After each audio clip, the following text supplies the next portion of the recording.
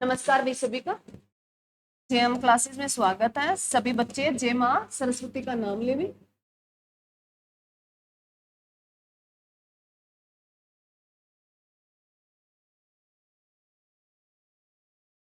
क्या पढ़ रहे हैं हम? प्राचीन इतिहास पढ़ रहे हैं।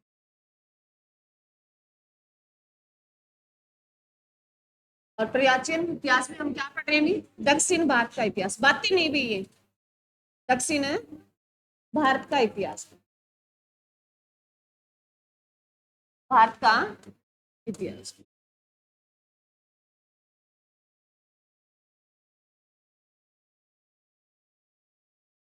अरे बातें नहीं भी ये अनीता, क्या बात है? ज्यादा नहीं, पार्ट है, थर्ड रहेगा इसका। दो पार्ट आज के भी, ये थर्ड पार्ट है।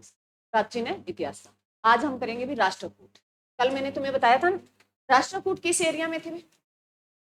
कौन सा एरिया था राष्ट्रकूट? कौन सा था? महाराष्ट्र और कर्नाटक वाला, कल्याणी बस और वातापी बस के बीच वाला एरिया था। क्लियर है? लिखो भी राष्ट्रकूट वंश लिखो। राष्ट्रकूट मोस्ट इंपोर्टेंट, अभी एग्जाम में बहुत बार क्वेश्चन पूछा गया है। राष्ट्रकूट वंश, राष्ट्रकूट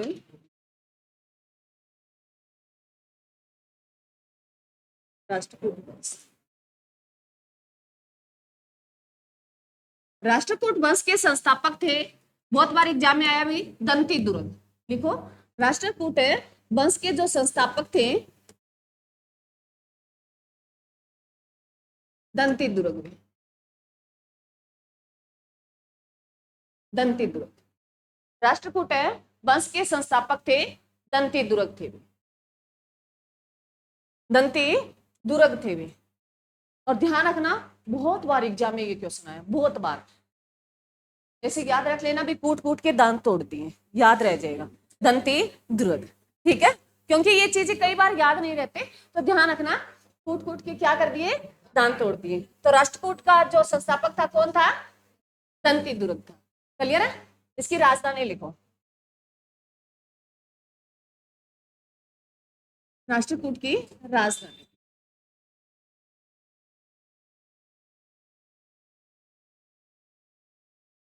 राजधानी मान्य खेत।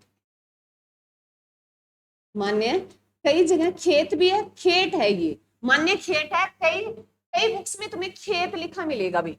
मान्य है खेत या मान्य खेत, खेत या मान्य खेत।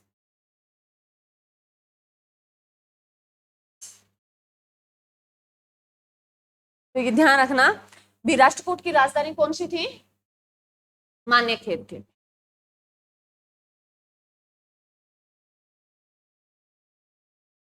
लिखो भी आगे, राष्ट्रकूट के प्रमुख जो शासक थे उनके नाम लिखो। राष्ट्रकूट के लिखो,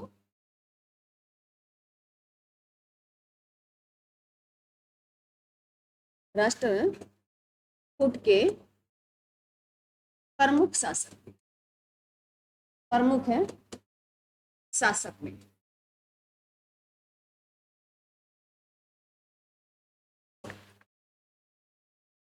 देखो, किर्शन प्रथम, किर्शन प्रथम, धुरो, बातें नहीं है, हंस क्यों रहे हो? धुरो, गोविंद,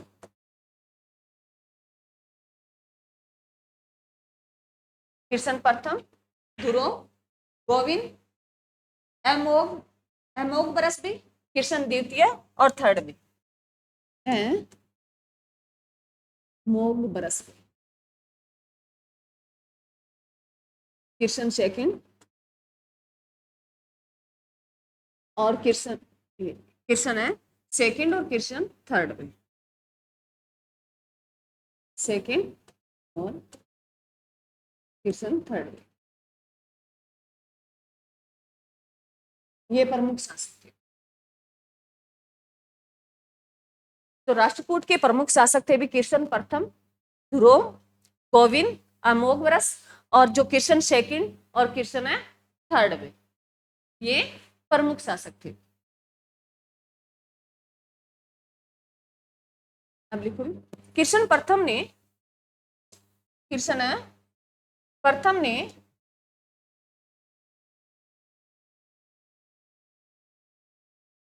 कृष्ण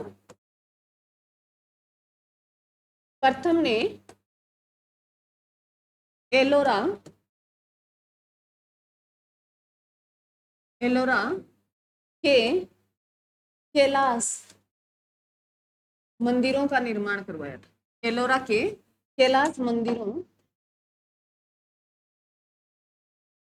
का निर्माण करवाया था, कराया था।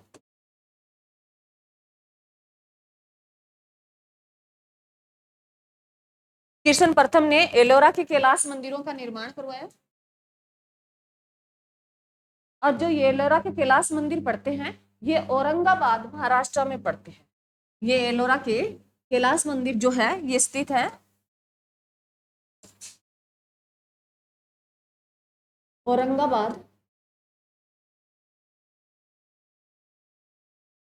औरंगाबाद महाराष्ट्र में स्थित है। औरंगाबाद महाराष्ट्र में स्थित है। और औरंगाबाद का नाम बदलकर क्या कर दिया गया अभी? तुम्हें बताया ना मैंने,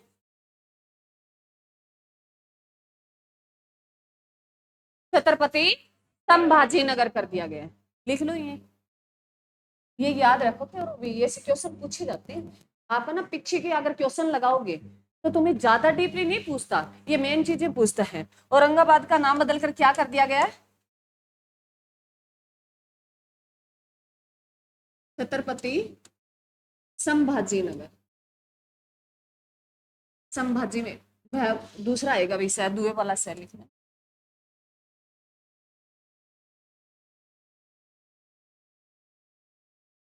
भाजी नगर, संभाजी नगर,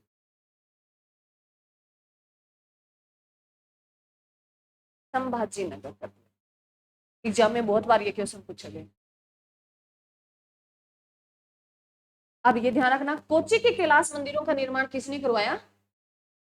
किसने करवाया?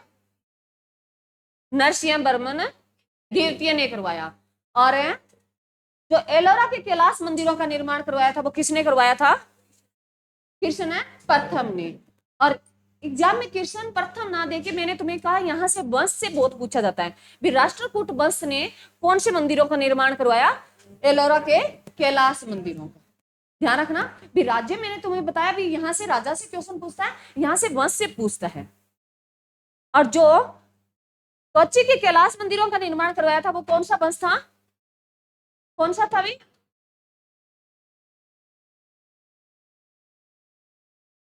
पल्लव वंश था। कौन सा था? पल्लव वंश। क्लियर है? याद रह जाएगा। उसके बाद लिखो भी, राष्ट्रकूट, पाल, प्रतिहार, इनको लेके राष्ट्रकूट, पाल, प्रतिहार, इन तीनों को लेके त्रिसंघर्ष जो संघर्ष इनके बीच चलता रहता था। जो कनौज को लेके, देखो ये एग्जाम में क्वेश्चन पूछा गया है भी, त्रिस्तरीय जो संघर्ष है,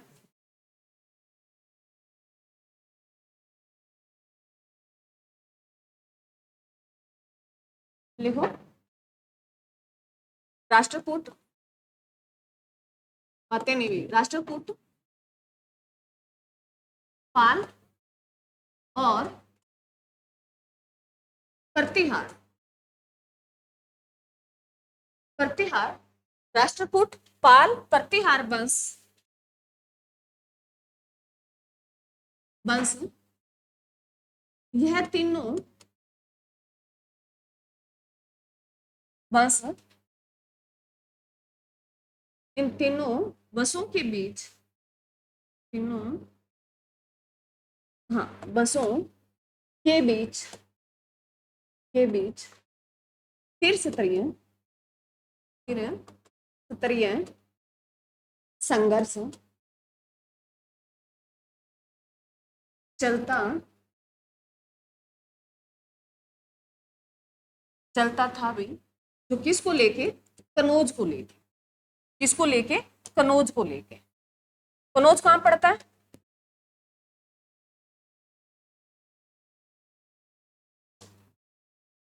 किसको लेके? कनौज को लेके। त्रिस्तरीय जो संघर्ष था वो किन वंशों के बीच में, ये एग्जाम में क्वेश्चन आया है। त्रिस्तरीय जो संघर्ष था वो किन वंशों के बीच में? राष्ट्रकूट, पाल और प्रतिहार में।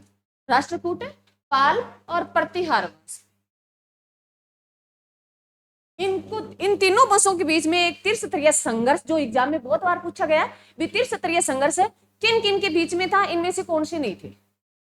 भी 3 सेम दिए होंगे, एक अन्य दिया होगा, ठीक है। तो किन किन के बीच में चलता था? राष्ट्रकूट, पाल और प्रतिहार वंश के बीच में। किसको लेके? कनौज को लेके। कनौज कहां पड़ता है? यूपी में पड़ता है।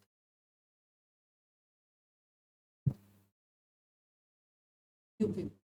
ध्यान, अब ये लिखो, अब सुने भी। जो पाल वंश है ना, आपको ज्यादा नहीं पूछे जाएगा। पाल वंश के जो प्रतापी शासक थे धर्मपाल पे, यही लिख लो। पाल वंश के जो शासक भी, शासक पाल वंश के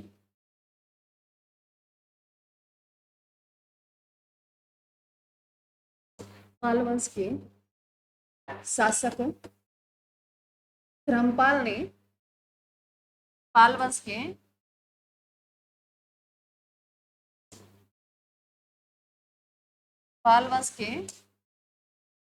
शासक है धर्मपाल ने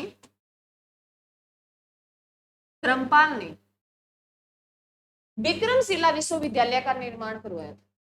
एग्जाम में बहुत बार क्वेश्चन आया है। विक्रमशिला विश्वविद्यालय का जो निर्माण करवाया था, कहां पड़ता है विक्रमशिला? कहां पड़ता है? बिहार में। धर्मपाल ने किस विश्वविद्यालय का निर्माण करवाया था? विक्रमशिला विश्वविद्यालय का निर्माण। और तक्षशिला का किसने करवाया था? तक्षशिला का किसने करवाया था?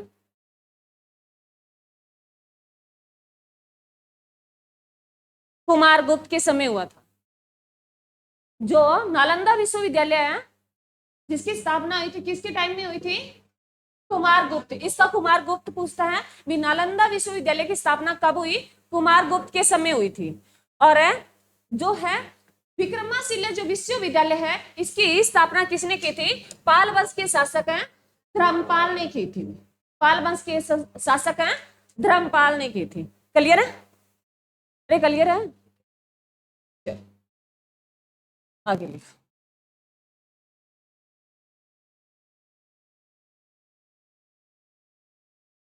उसके बाद लिखो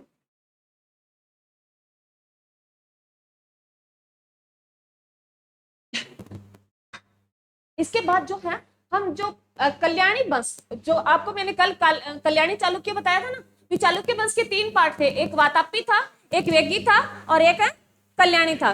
कल हमने 2 कर लिए थे, एक वातापी कर लिया था और एक है वेगी कर लिया था, परंतु कल्याणी नहीं किया था।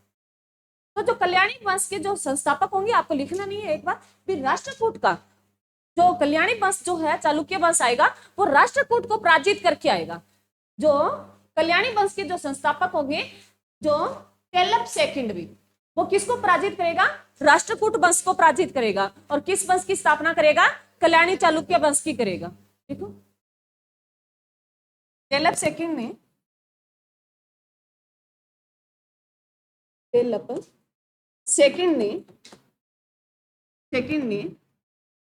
राष्ट्रकूट और इसका कोई सीक्वेंस नहीं है, ये बीच में ही है। मैंने तुम्हें तो पहले ही बता दिया था भी इनका कोई प्रॉपर सन नहीं दिया भी कौन सा पहले आया कौन सा बाद में आया, तो ये ध्यान रखना। जो टेलप सेकंड है, ये किस वंश का है? कल्याणी वंश का, जो आगे मैं लिखाऊंगी तुम्हें। टेलप है सेकंड ने राष्ट्रकूट वंश को पराजित करके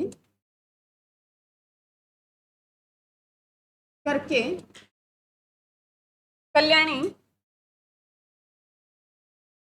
चालुक्य वंश की स्थापना की।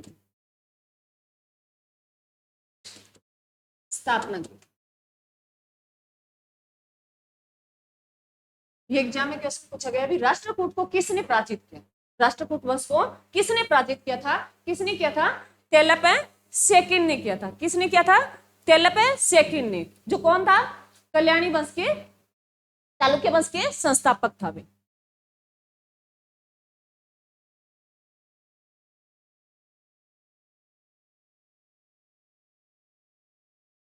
लिखो भी उसके बाद राष्ट्रकूट वंश,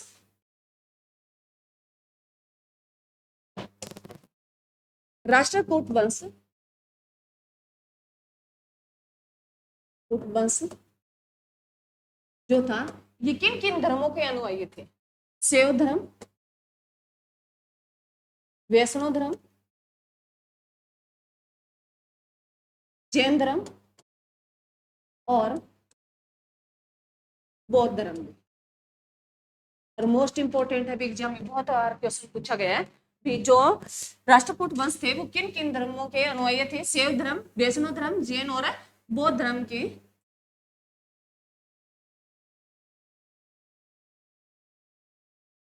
अनुयायी थे। अनुयायी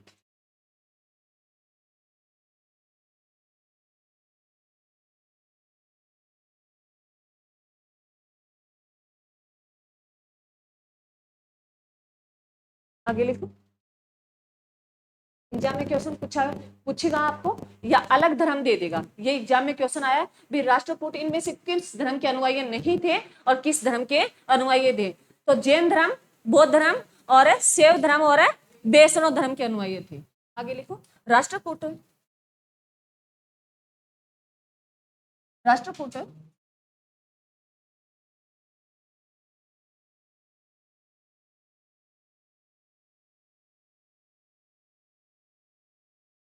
राष्ट्रकूट वंश ने एलोरा, एलोरा और एलिफेंटा, एलिफेंटा गुफा मंदिरों का निर्माण करवाया। राष्ट्रकूट वंश ने एलोरा, एलिफेंट गुफा मंदिरों का निर्माण कराया।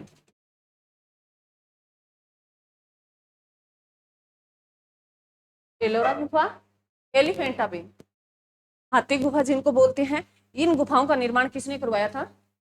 राष्ट्रकूट वंश ने करवाया था। और ये एग्जाम में क्वेश्चन पूछा गया है भी इन मंदिरों की संख्या कितनी थी? लिखो।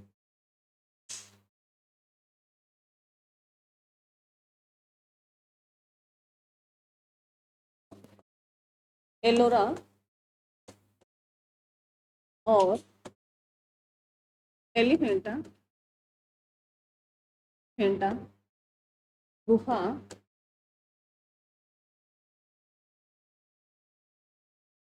मंदिरों की संख्या टोटल ये 34 थी। कितनी थी? 34 थी। अब ये पूछेगा भी किस किस धर्म से कौन कौन सी थी? तो लिखो 1 से 12, 13 से 29 और 29 ये 30 से 34 में। अब इनका लिखो।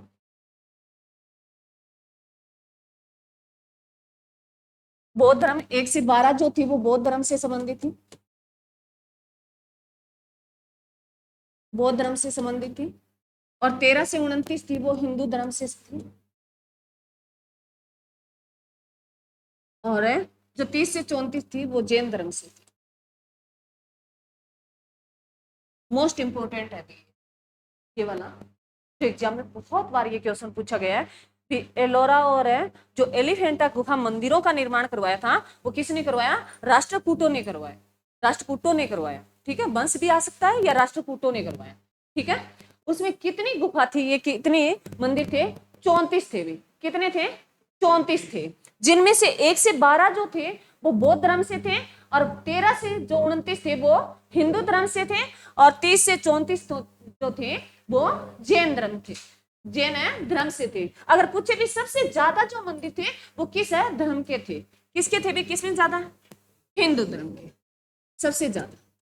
इसके पीछे लिख लो, सबसे ज्यादा जो मंदिर थे वो किस धर्म के थे, हिंदू धर्म। ये एग्जाम में क्वेश्चन है कि एलोरा और एलिफेंटा की गुफा किस धर्म से संबंधित है, किससे नहीं। क्वेश्चन दोनों साइड से पूछ सकता है, तो ध्यान रखना, जैन, बौद्ध और हिंदू। ये एग्जाम में बहुत बार क्वेश्चन, मोस्ट इंपोर्टेंट टॉपिक है ये वाला जो बहुत बार पूछा। क्लियर है भाई? अरे यहां तक किसी को कोई दिक्कत, कोई दिक्कत नहीं है? चल आगे लिखो। एलोरा गुफाओं का जो सर्वप्रथम जिन इनका उल्लेख किया था वो लिखो, फ्रांसीसी यात्री जो थेवियन ने किया था भाई। एलोरा, एलोरा गुफाओं, एलोरा गुफाओं का सबसे पहले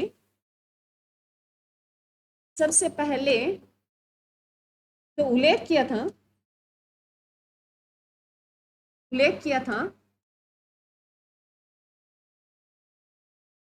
लिखो,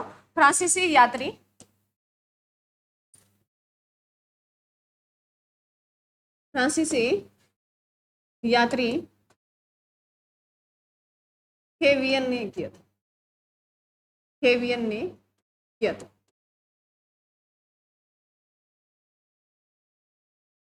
एलोरा गुफाओं का जो सबसे पहले उल्लेख किया था, इनके बारे में बताया था, वो किसने बताया था, फ्रांसीसी यात्री थेवियन ने बताया था।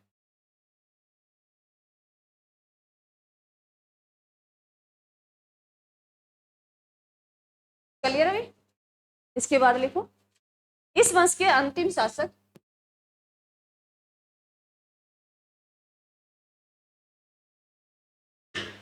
लिखो,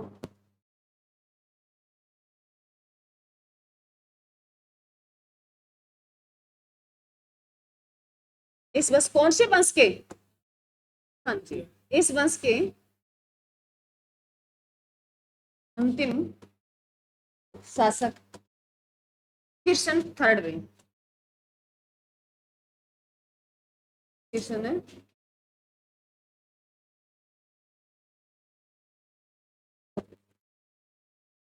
इसी किशन थर्ड के दरबार में एक कन्नड़ कवि रहता था जिसने शांति पुराण लिखा। लिखो,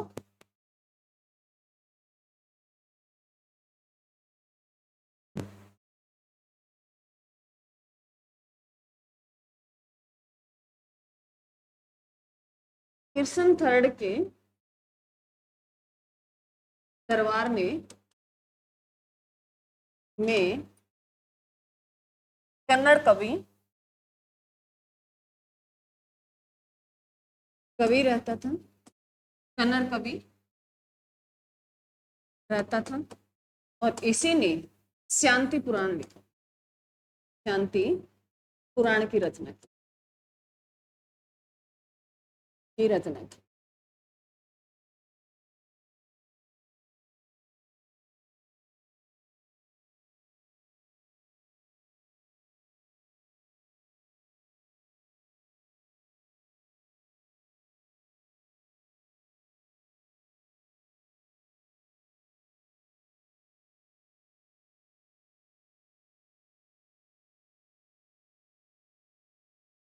हो गया भी। अब ये ध्यान रखना, एलोरा, एलिफेंटा और अजंता की गुफा, तीनों की तीनों कहाँ, ये महाराष्ट्र में देखने को मिलती है। ऐसे क्वेश्चन आता है, इसके नीचे एक लाइन लिख लो, एलोरा, एलिफेंटा, और अजंता की गुफाएं कहाँ स्थित है? महाराष्ट्र। ये एग्जाम में क्वेश्चन बहुत बार पूछा गया। एलोरा, एलिफेंटा, एलोरा और अजंता की गुफाएं कहाँ देखने को मिलती हैं? महाराष्ट्र में भी। ठीक है, एलोरा और एलिफेंटा की गुफा का निर्माण करवाया था, वो किसने करवाया था? राष्ट्रकूट वंशों ने करवाया। क्लियर है? एलोरा और एलिफेंटा की गुफा में जो मंदिरों का निर्माण करवाया वो किसने करवाया था? राष्ट्रकूटों ने, राष्ट्रकूट वसों ने करवाया था। और एलोरा में जो कैलाश मंदिर का निर्माण करवाया था वो किसने करवाया था, अभी बताएं। मैंने तुम्हें बताया अभी, यही तो कंफ्यूजिंग होगी तुम्हें, क्योंकि एग्जाम का फोबिया इतना होता है कि कोच्चि में कैलाश मंदिरों का निर्माण करवाया वो नरसिंह वर्मन द्वितीय ने करवाया, और एलोरा में कैलाश मंदिरों का निर्माण करवाया वो किसने करवाया? कृष्ण प्रथम ने करवाया था। ये ध्यान रखना भाई, कृष्ण प्रथम एलोरा में कैलाश मंदिरों का, और कोच्चि में कैलाश मंदिरों का। कोच्चि कहाँ पड़ती है? तमिलनाडु वाले एरिया में कैलाश मंदिरों का, वो तो कृष्ण बर्मन द्वितीय ने करवाया। और जो ये महाराष्ट्र वाले में एलोरा गुफा में जो मंदिरों कैलाश मंदिरों का निर्माण करवाया वो किसने? कृष्ण प्रथम ने करवाया। 5 मिनट एक बार जो पीछे वाला हम रिवीजन दे देते, उसके बाद आगे पढ़ेंगे, बिल्कुल छोटे छोटे रह गए अब तक।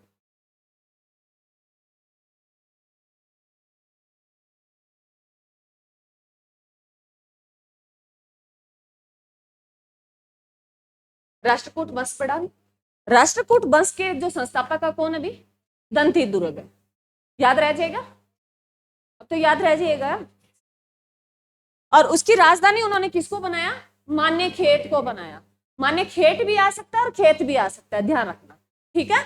उसके बाद है इसके प्रमुख जो शासक थे, कृष्ण प्रथम था, ध्रुव था, और अमोघ बरस था, और कृष्ण द्वितीय और तृतीय था भी। और कृष्ण तृतीय है वो इस वंश का अंतिम शासक है भी।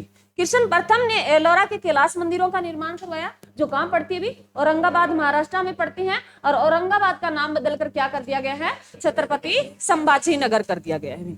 और जो है उसके बाद जो है भी एक त्रिस्तरीय संघर्ष चलता रहता था। 3 वंश कौन कौन से, किन किन वंशों के बीच में चलता था? राष्ट्रकूट, पाल और प्रतिहार भी। क्लियर है? इन 3 वंशों को लेके इनके बीच में त्रिस्तरीय संघर्ष चलता था, जो किसको लेके? कनौज को लेके। क्लियर है? और जो पाल वंश के शासक हैं, धर्मपाल ने कौन से विश्वविद्यालय का निर्माण करवाया भी? विक्रमाशिला विश्वविद्यालय। क्लियर है? अरे क्लियर है? चल, उसके बाद भाई, उसके बाद आता है भी राष्ट्रकूट वंश जो था उसको पराजित किसने कर दिया था? किसने कर दिया था? तेलप्पे सेकंड ने कर दिया था। तेलप्पे सेकंड ने राष्ट्रकूट को पराजित करके किस वंश की नींव रखी? कल्याणी चालुक्य वंश की रखी। कल मैंने तुम्हें चालुक्य वंश के 3 बताए भी, एक वातापी में था, एक वेगी था, और एक कल्याणी था। क्लियर है? उसके बाद चलो, राष्ट्रकूट वंश है जो किस किस धर्म के अनुयायी थे भी? शैव, वैष्णव, जैन और बौद्ध धर्म के अनुयायी थे भी। क्लियर है? उसके बाद राष्ट्रकूट वंश ने एलोरा और एलिफेंट जो गुफा में मंदिरों का निर्माण करवाया भी, जिनमें कितने मंदिर है भी? इसमें 34 हैं, जिसमें जो बौद्ध धर्म से संबंधित है वो कितने हैं भी? 1 से 12 है, और 13 से 29 है वो किससे संबंधित है? हिंदू धर्म से, और 30 से 34 है वो जैन धर्म से। सबसे ज्यादा किसके हैं? हिंदू धर्म के। उसके बाद अभी एलोरा गुफा का सबसे पहले उल्लेख किसने किया था? फ्रांसीसी यात्री थेवियन ने किया था। क्लियर है? उसके बाद अभी इस वंश का अंतिम जो शासक था वो कौन था? कृष्ण तृतीय था। और जो है, और इसी के तृतीय है जो कृष्ण तृतीय था, इसी के वंश में एक है कन्नड़ कवि रहता था, जिसने किसकी रचना की? शांति पुराण की रचना की थी। किसकी की थी? शांति पुराण की रचना की थी। एलोरा, एलिफेंटा और अजंता की गुफा कहाँ है भी? महाराष्ट्र में। ये वन लीनियर क्वेश्चन आप। चलो, उसके बाद लिखो कल्याणी चालुक्य वंश।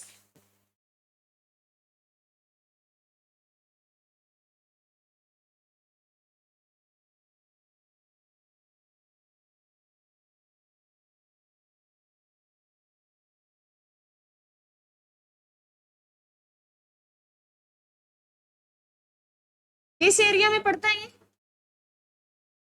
किस वंश को इसने नष्ट कर दिया?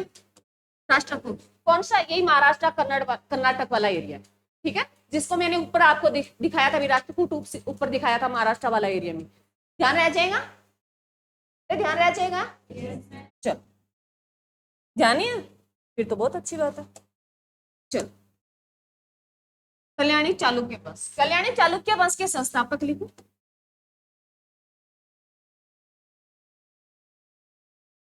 कौन है भी? कौन है?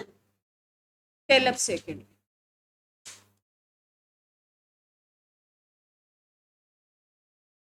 सेकंड। टेलप सेकंड जो है किस वंश के संस्थापक है? कल्याणी वंश के। और इसने किस वंश को पराजित कर दिया? राष्ट्रकूट वंश को। क्लियर?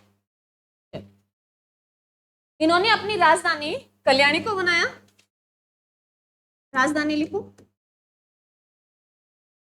राजधानी किसको बनाया भी?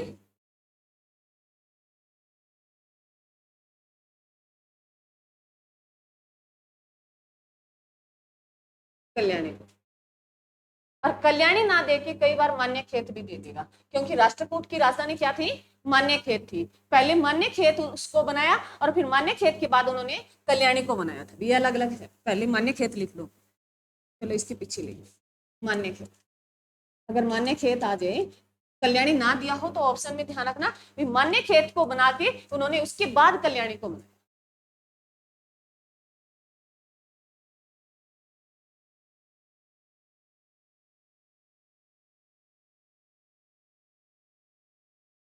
अब वो लाइन रिपीट करने की जरूरत नहीं है।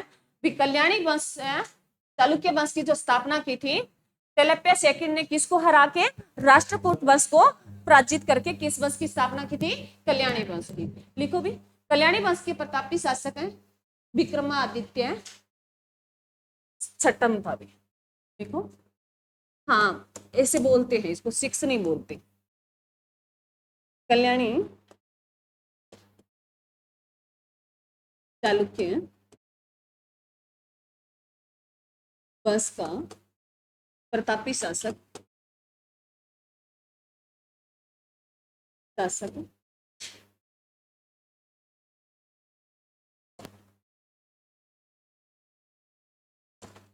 शासक विक्रमादित्य। ऐसे V1 लिख लेना, ये वाला 6 ऐसे लिखते हैं ना, छठम को विक्रमादित्य छठम।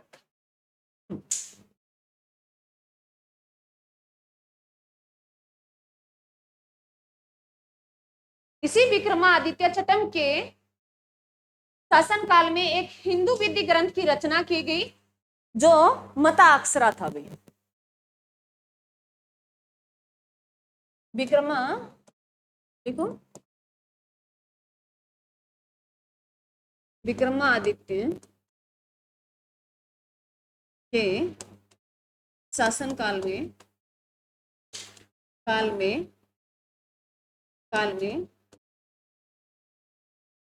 मिताक्षरा हिंदू विधि ग्रंथ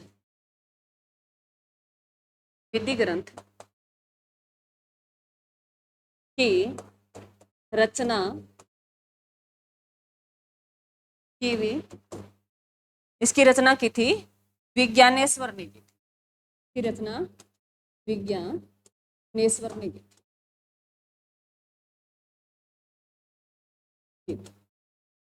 ये अपनी बुक में ऐड कर लेना। विज्ञानेश्वर की जो बुक है वो कौन सी है? मिता अक्षरा। मिता अक्षरा जो बुक है किसकी है? किससे संबंधित है ये? हिंदू विधि ग्रंथ है भी। और किसके शासन काल में इसकी रचना की गई? विक्रमादित्य, जो किस वंश से है? कल्याणी चालुक्य वंश से। क्लियर? अब उसके बाद लिखो चोल वंश। हमने कल्याणी चालुक्य वंश की जो स्थापना की थी वो किसने की थी? कैलप सेकंड ने की। और किस वंश को पराजित करके? राष्ट्रकूट वंश को पराजित करके। और इसमें जो प्रतापी शासक था वो कौन था? विक्रमादित्य छठे नंबर का भी छठम था। ठीक है, विक्रमादित्य छठम के टाइम में हिंदू विधि ग्रंथ की रचना की गई जो कौन सा था? मिताक्षरा था। और मिताक्षरा का जो रचनाकार था वो कौन था? विज्ञानेश्वर था। क्लियर? चलो अब देखो चोल वंश। एक जो चोल वंश जो हमने कल मैंने तुम्हें बताया,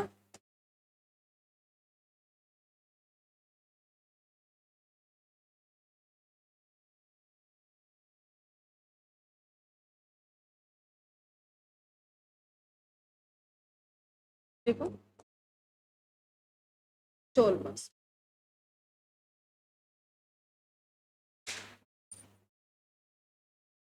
एक हमने संगम युग तुम्हें पढ़ाया था, तुम्हें ध्यान है, मैंने 3 वंश बताए थे उसमें, चेर, चोल और पांडे। संगम युग पढ़ाया था मैंने तुम्हें, 3 वंश बताए थे, चेर, चोल और पांडे। चेर का प्रतीक चिन्ह क्या था? धनुष था। चोल का और पांडे का मछली था। उन्हीं में जो वो बस था उस टाइम, संगम बस के टाइम में, उसका तो रचना जो संस्थापक था वो करिकल था। इसके यहाँ इसके साथ लिख लेना भी संगम बस, संगम है युग की बात करें, उसका नहीं पूछता, पर तुम्हें कंफ्यूज ना करते, क्या पता पूछ ले भी चोल वंश संगम युग की बात करें तो उस टाइम उसका संस्थापक था वो करिकल था, करिकल था। हम कर रहे हैं कौन से वंश की, उसके बाद हम ये 500 से 1200 ईस्वी के बीच जो चोल वंश दोबारा उभर के आया, चोल वंश था। एक तो संगम युग जो हमने 100 से 300 ईस्वी तक किया, उसमें तो कौन था? करिकल था संस्थापक। और जो अब करें, अब जो हमने 500 से 1200 ईस्वी की बात करें, उसके बाद जो चोल वंश आया, कल मैंने तुम्हें जो मानचित्र में बताया था, अभी चोल वंश जो था पल्लव वंश के विनाश के बाद, पल्लव वंश के पतन के बाद कौन सा साम्राज्य उभर कर आता है? चोल वंश आता है। पल्लव वंश का पतन हो जाता है, पल्लव वंश के पतन के बाद धीरे धीरे वो एकदम समाप्त नहीं हुए, ये राज्य, इनका प्रॉपर सन नहीं दिया, ये ध्यान से सुनना, इनका प्रॉपर कोई सन नहीं दिया भी कौन सा किसके बाद आया। चोल वंश जो आए थे ना वो पल्लव वंश के पतन के बाद आए थे। उनके संस्थापक लिखो विजाल्य थे, लिखो संस्थापक, लिख लो संस्थापक विजाल्य। और ये जो चोल वंश आया, पल्लव वंश के, लिख लो यहां याद रह जाएगा, पल्लव वंश के पतन के बाद, पतन के बाद अगर बात करें भी चोल वंश के पल्लव के पतन के बाद जो चोल वंश आया उसका संस्थापक कौन था? विजयालय था। कौन था? विजयालय था। याद रह जाएगा। इनकी राजधानी लिखो भी, तंजौर और तंजावुर भी, इनकी राजधानी लिखो चोल वंश की राजधानी भी तंजौर या तंजावुर, तंजावुर है, तंजावुर।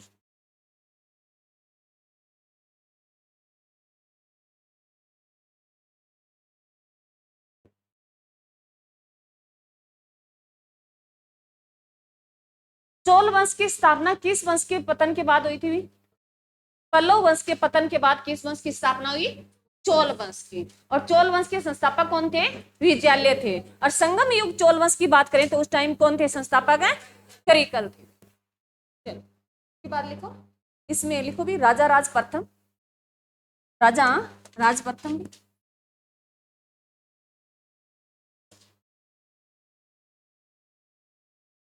राजा ये नहीं,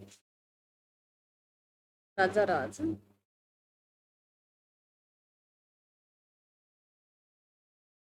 प्रथम में, इसमें 2 ही प्रतापी शासक हुए, एक राजा राज प्रथम और एक राजेंद्र प्रथम में, एक राजा राज प्रथम और एक राजेंद्र प्रथम में। देखो राजा राज प्रथम ने तंजौर में राजा राजेश्वर मंदिर का निर्माण करवाया भाई। राजा राज प्रथम ने तंजौर में, तंजौर में राजा राजेश्वर मंदिर का निर्माण करवाया था। इसका तो याद ही रह जाएगा, इसके नाम ही पे है, निर्माण है कराया था। तंजौर में राजा राजेश्वर मंदिर का निर्माण किसने करवाया था? राजा राज प्रथम ने करवाया था। और ये शिव मंदिर था भी, शिव मंदिर था। कैसा किसका था भी? शिव मंदिर था। इसके पीछे ये लिख लेना, ये शिव मंदिर था।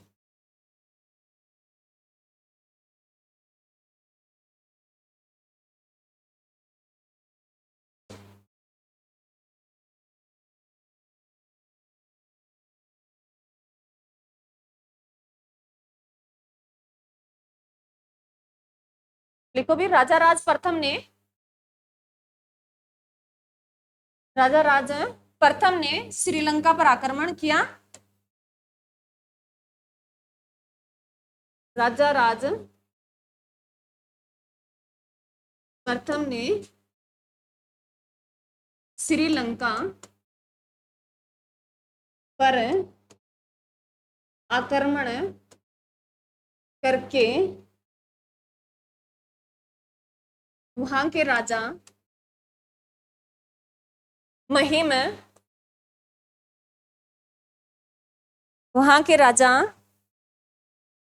महिम पंचम को, महिम पंचम को भागने से मजबूर कर दिया था।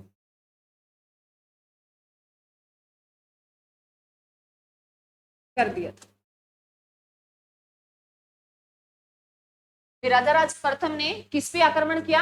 श्रीलंका पर किया। और श्रीलंका का उस टाइम राजा था वो महिम पंचम था, और उसको श्रीलंका से भागने पर मजबूर किसने कर दिया था?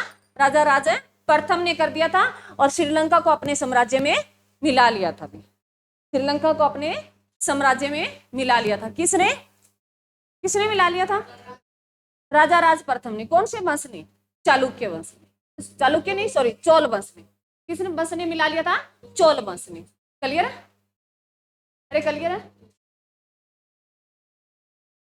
राजा राज प्रथम ने तंजौर में किस मंदिरों का निर्माण करवाया? अभी राजा राजेश्वर मंदिरों का निर्माण, जो किससे संबंधित है? शिव मंदिर है। उसके बाद लिखो भी, इसके पीछे लिख लो, श्रीलंका तक चोल है वंश का साम्राज्य का विस्तार कर लिया इन्होंने।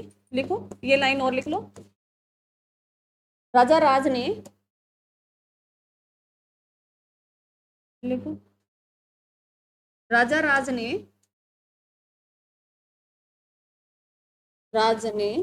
जो प्रथम ने, राजा राज प्रथम ने श्रीलंका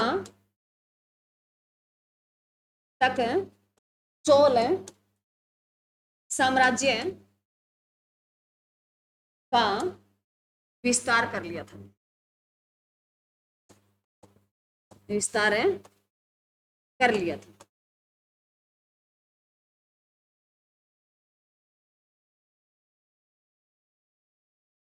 श्रीलंका की राजधानी क्या है? क्या है श्रीलंका की राजधानी? एक और है जयवर्धनपुरम। और श्रीलंका और भारत के बीच सीमा जो, क्या बोलते हैं उसको?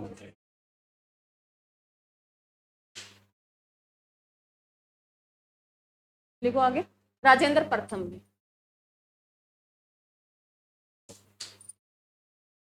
राजेंद्र प्रथम,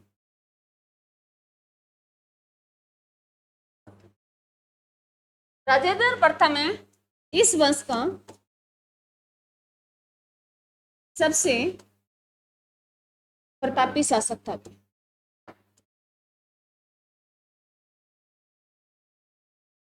शासक राजेंद्र प्रथम जो था वो इस वंश का प्रतापी शासक था, राजा था। और ये राजेंद्र जो प्रथम है, इन्होंने जो वेस्ट बंगाल वाला जो एरिया था, यहाँ गंगा क्षेत्र जो वेस्ट बोला जो क्षेत्र था, वहां पाल वंश था। अब देखो पाल वंश भी तुम्हारा साथ हो जाएगा। मैंने तुम्हें बताया पाल भी, पाल प्रतिहार और जो राष्ट्रकूट थे उनको लेके कौन सा संघर्ष चलता था? त्रिशतरीय। किसको लेके चलता था? कनौज को। देखो राजा राज प्रथम ने पाल वंश के राजा महिपाल को पराजित करके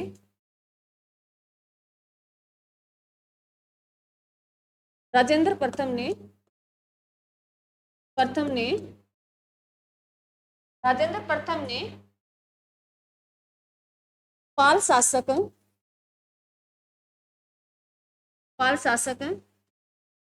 महिपाल को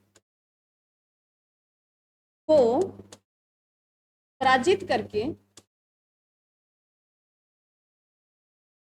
करके गंगकोड चोल की उपाधि ली थी। राजेंद्र प्रथम ने पाल शासक महिपाल को पराजित करके गंगोकोड, ये ध्यान से लिखना भी, चोल की उपाधि ली थी।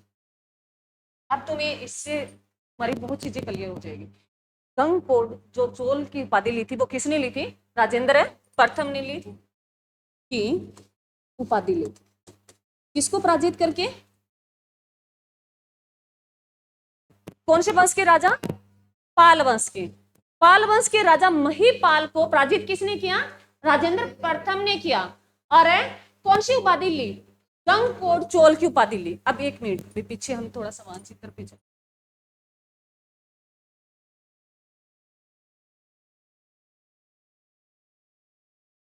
अब सुन, एक बार समझो भाई, तुम्हें इससे तुम्हारी ना बहुत सारी चीजें क्लियर हो जाएगी। जो चोल वंश था, चोल वंश का यहाँ साम्राज्य था भाई, पल्लव वंश का पतन हो गया था, चोल वंश ही आया होगा। अरे यहाँ चोल वंश ही होगा। कौन से क्षेत्र में है चोल वंश? कौन से वंश में? यहाँ मैंने तुम्हें लिखा है, यहाँ चोल वंश था। उससे पहले हमने संगम में पढ़ा, मैंने यहाँ चोल लिखा है, यहाँ पांडे लिखा है, लिखाया था ना? अरे तुम्हें ध्यान है या नहीं है? ये ध्यान रखना भाई। एरिया कौन सा? ये वाला साइड वाला तमिल वाला क्षेत्र था, आंध्र वाला था, और ये उड़ीसा वाला था। और यहां तक अब ये श्रीलंका को भी अपने अंडर में ले लिया उन्होंने, साम्राज्य का विस्तार कर लिया ना चोल वंश ने। चोल वंश के किस राजा ने महिम पंचम को हराया था? और जो कहां का राजा था? श्रीलंका का राजा था। उसको पराजित करके उन्होंने अपने साम्राज्य का विस्तार कहां तक कर लिया था? श्रीलंका तक। अब जो चोल वंश के अब राजा, जो कौन? राजेंद्र प्रथम, जिन्होंने किसको हराया? वेस्ट बंगाल वाले एरिया, ये बंगाल देश वाला एरिया, यहाँ वेस्ट बंगाल है भी हमारा, और अब बांग्लादेश है भी इधर, बांग्लादेश है। बांग्लादेश और वेस्ट बंगाल वाला एरिया, इसको क्या बोलते थे? बंगाल वाला क्षेत्र। यहाँ कौन सा वंश था? पाल वंश था।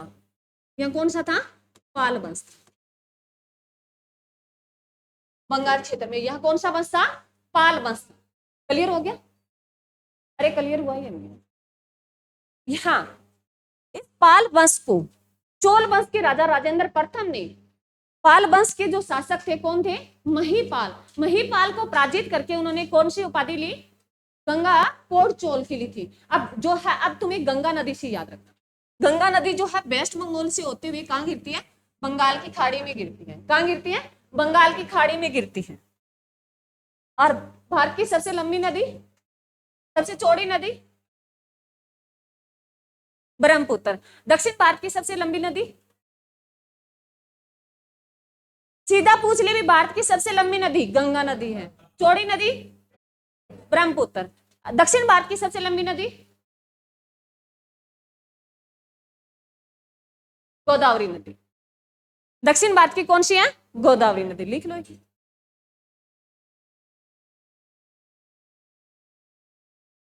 तो ये ध्यान रखना।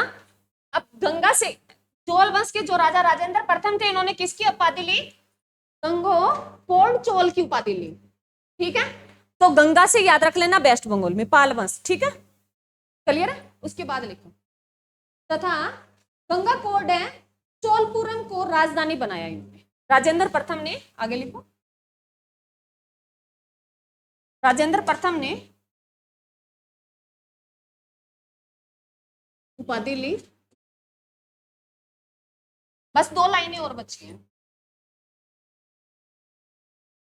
राजेंद्र प्रथम ने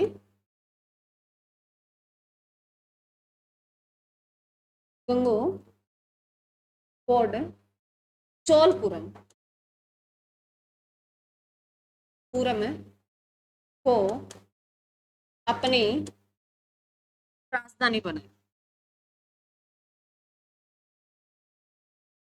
राजधानी बनाया।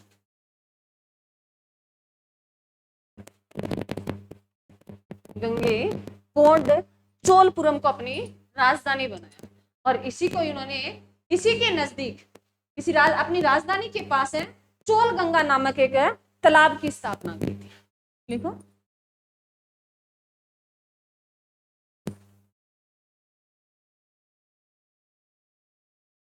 राजेंद्र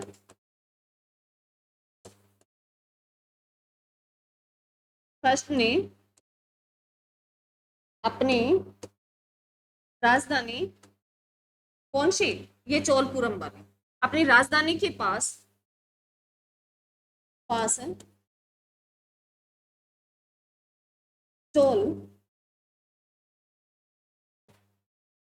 चोल गंगा नामक, चोल है गंगा नामक तालाब की स्थापना की, तालाब की स्थापना की,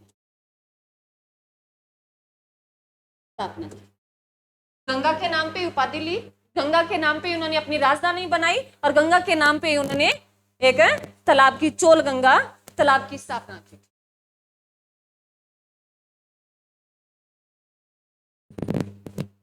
हो गया। राजेंद्र प्रथम, मोस्ट इंपोर्टेंट अभी एग्जाम में क्वेश्चन पूछे। राजेंद्र प्रथम जो है वो इस वंश का प्रतापी शासक है। जो प्रथम जो था, इन्होंने किस वंश के शासक को हराया भी, पाल वंश के महिपाल को पराजित करके कौन सी उपाधि ली, गंगकोड चोल की उपाधि ली। और उन्होंने अपनी राजधानी किसको बनाया, गंगकोड चोलपुरम को अपनी राजधानी बनाया। और उसके अपनी राजधानी के पास ही उन्होंने कौन सा तालाब बनाया भी, चोल है गंगा नामक जो स्थान था, ओ सॉरी भाई, चोल गंगा नामक जो है तालाब है बनवाया था। क्लियर है। अब अंतिम राजा लिख लो, बस लास्ट लाइन, चोल वंश का अंतिम राजा थर्ड पे लिखो।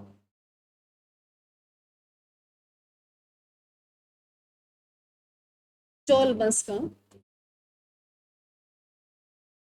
अंतिम राजा, अंतिम है शासक राजेंद्र थर्ड।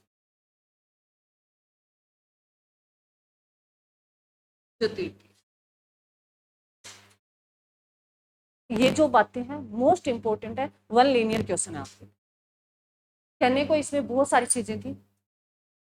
एक चोल वंश में और लिखना भी, तो नटराज, नटराज क्या होता है, पेंसिल होती है।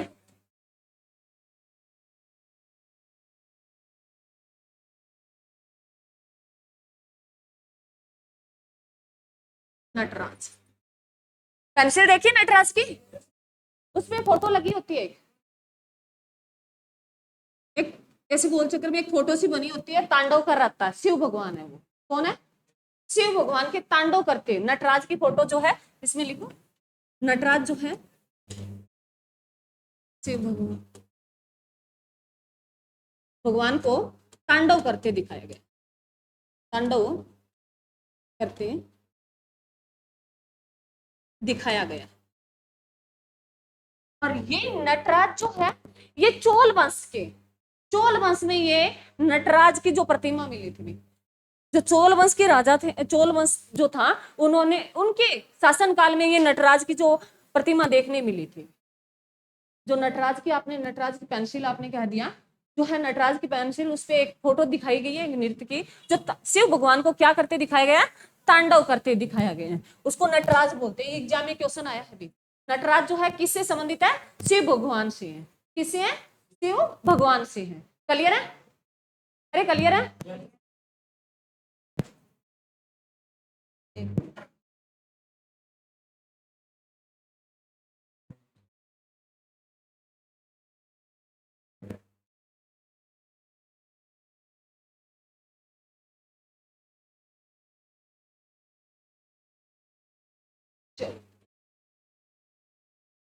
एक भी चोल वंश, ये किस वंश में था, चोल वंश में। एक इसमें स्थानीय स्वशासन भी लागू हो गया था, लिखो चोल वंश में भी स्थानीय स्वशासन की बात करें तो किस वंश में स्टार्टिंग होगी थी, चोल वंश में।